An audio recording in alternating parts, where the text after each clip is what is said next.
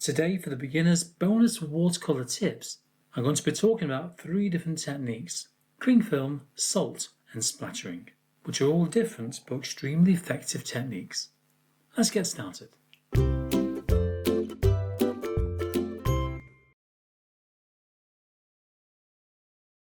The first one is cling film, and this is a box I've had for many years. They do last quite a long time when all you're using it for is for your paintings. And all you simply do, crinkle it up like that, then open it back up again, but don't smooth it out. Leave it really wrinkled. This is a really useful technique when using it for backgrounds for paintings and also card making. What do you reckon? Just do it on one side? That'll do. Yeah, that'll do that. So position it first of all. Work out roughly where you want it. I'm going to use one side of the card.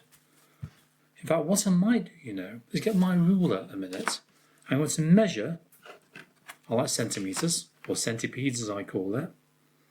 From there to there, that's going to be our fold line. Like that, nice and light. Let's pop some tape down the middle there, just on the left hand side of the line. You've got your colours. Get yourself a large brush. What have I got here? What's this one? A size 6. And completely wet the paper through. Allow the water to soak into the paper. And every time you use this technique, it always comes out differently. And you can vary those colours as you go along as well. You can have really bright, colourful colours. That is entirely up to you. Then pick up your colours. I'll start off with the lightest colour first. One of our yellows will do. Got a variety of colours as you can see. So I'm going to dab it around the paper like this lot. Dab it around. Doesn't really matter where it goes. Let's have a nice colour with that. How about, just wash that out a minute. How about a little bit of orange? Pop down some gaps here and there. Plenty of paints and a bit of red there, look. I'll pop that in as well. Didn't mean to do that. Because I'm talking to you, isn't it? I know. Like that. Oh, this is going to be really warm and colourful, this one. Oh yeah, look at that. A bit more red. Pop in that corner there, look.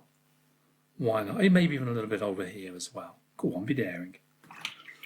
And maybe a little bit of purple as well.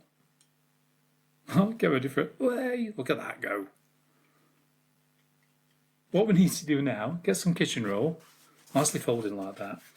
Because my board's on a slight angle, I'm just going to dab up the surplus paint on the end here. And also, if I get a clean edge, give it a fold a minute. Around here, so there's no overrun. And maybe on the other side as well. Another dab, you can use a dry brush for this as well. Just take off any surplus paint around the edges. I do like that run. Get your cling film. Make sure it's nicely wrinkled up. And a little bit bigger than the painted area. And then lay it over the top like that. Look nice and loosely. Gentle. Don't press too much. And you can see already, these are going to be the shapes you can see that will appear when it's nice and dry. Now this does take a long time to dry, it really does. Depends on how warm your room is, obviously. Leave plenty of gaps in between, so plenty of air bubbles. And then leave that to dry at room temperature for a few hours until it's completely bone dry.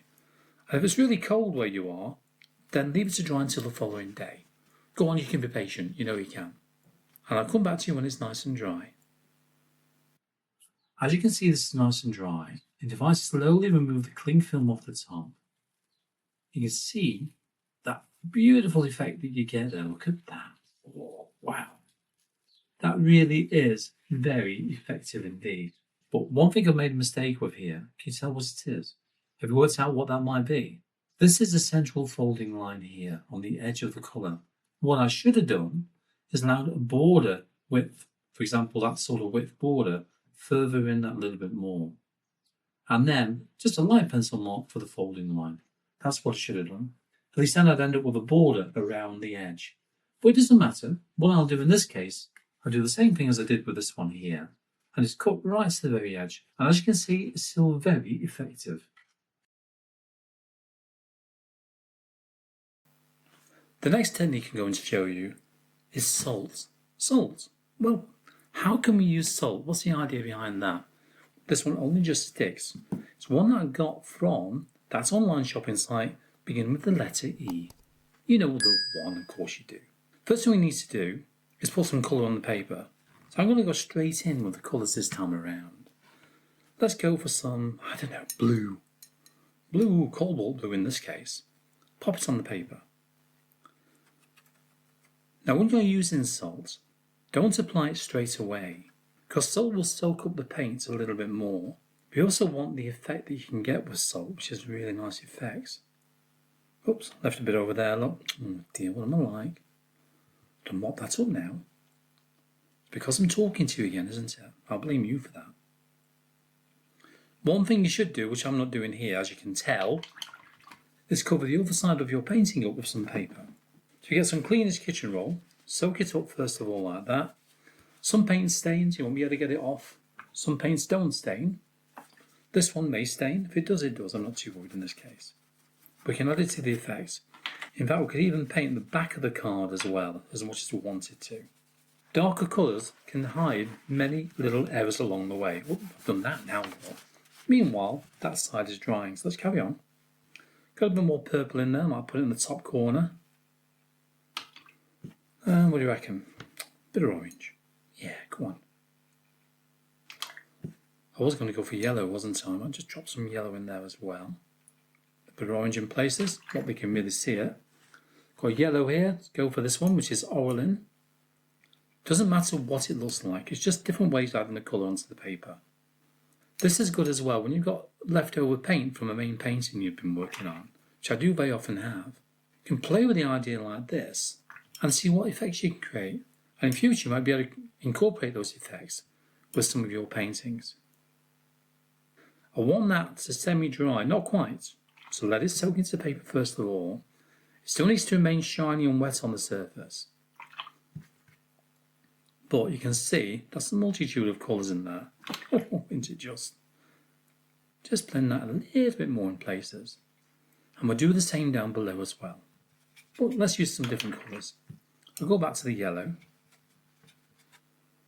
the Orlin, and maybe even the brighter yellow, the lemon yellow. Pop that in. Come on, be daring. Let's make it into green, shall we? Bit of blue. Play with those colours.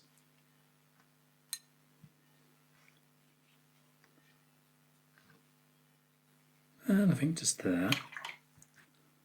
And maybe, as a final colour in there for now, some orange. We'll have this one slightly brighter. Then mop up any runs like that, okay, before it runs into the painting below. Now I'm going to be using two different types of salt with this today. One will be table salt, and the other, put that down out of the way, before I knock it over, will be sea salt. As I mentioned, I still want to be able to see the shine on the paper, so it still looks wet, but just soaked into the nap of that paper a little bit more first. Look very closely at those rocks. If you do look closely, you can see the effect that the salt has left on those rocks. I tend to use the salt effect more for texture than anything else. But I know there's many other ways that you can use salt, of course, out there. You simply have to use your imagination. Just make sure that you brush it off the paper afterwards. Okay, that should be enough. Start off with the table salt. As you know, table salt is extremely fine. So very lightly sprinkle it. I'm going to protect the other one below actually. Let's have a look. So very lightly sprinkle it over the top. There you go. Like that. And let it soak into that paint. That's plenty. Just got a little bit of that first of all. We'll sprinkle some of this on our painting now. What's going on the wrong one there? This is really coarse stuff, isn't it? It really is. And that will soak up some of that paint as well. Maybe a little bit more on there. Let's be daring, shall we? Now you need to leave this to soak in until it's completely bone dry. So what I need to do now is brush all of that salt off. Hopefully not onto the carpet. Oh, look at that, lovely. You'll end up with a lovely effect over the top, as you can see here. That's the table salt. Let's try the sea salt now. I'll definitely have to get the hoover out now, won't I? I think I'll use my fingers for that. It's a little bit easier. You can see it's slightly different effects on there, isn't it? So the marks we can see are much larger compared to the table salt. So once you've got all of this off, which does take quite a lot of getting off sometimes, you end up with that sort of effect. I think this would be useful in certain situations, wouldn't it? For example, landscapes, texture on rocks, dirt tracks, that sort of thing. Also, depending on the colours that you use will depend on what you're going to use it for. So if I want something like this sort of grain here, I'd probably consider using that within, say, wood texture, or maybe the background texture for a leaf and then paint the details over the top. Splattering. How does it work? Well, first thing you need is a big brush, like this. You can use small brushes as well if you want to. This is a fun way of creating texture on the paper again. It's all about textures today, isn't it? I'll start off with the lightest colour, yellow. They call me mellow yellow. Quite rightly. Oh, hang on, let's take some off first of all. Now, the more paint you got on that brush, the larger the splatter marks will become. So if you've got hardly any paint on the brush, you get very fine splatter marks. I'm doing this now.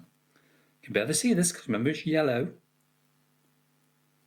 But straight away, we got effects on the paper.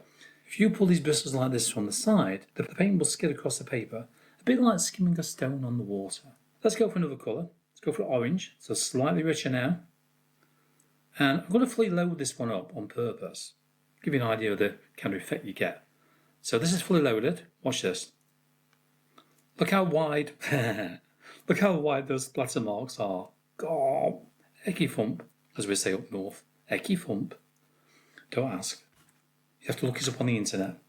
And the splatter marks are very effective indeed. You can see by overloading that brush, you get little errors along the way, but it doesn't matter, does it? Of course not. So I'm going to load this brush now. Doesn't really matter, does it? And take some of that paint off the bristles first of all, like that. Then start to splatter. And you can see these marks are much finer. Bring them over there. Because I've got fewer bristles, it's not too overloaded. Really fine mist of dots. Again, this is ideal if you've got leftover paint from a project. Now you can see the way that paint is spreading there, look. So it all depends on the effect that you want.